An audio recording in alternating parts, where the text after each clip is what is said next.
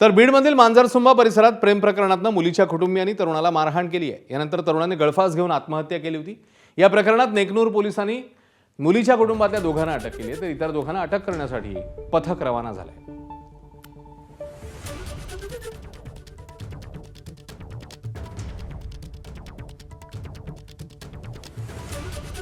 ज्ञानेश्वर तुकाराम जे कोकाटे आहेत त्यांच्या खिशामध्ये आम्हाला सुसाईड नोट मिळून आली।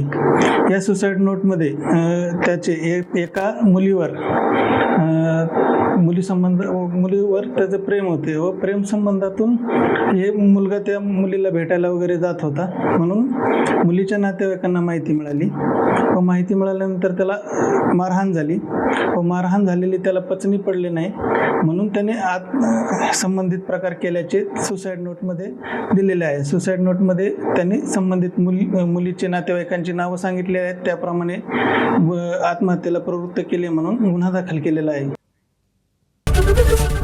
एबीपी माझा, उघडा डोळे बघा नीट।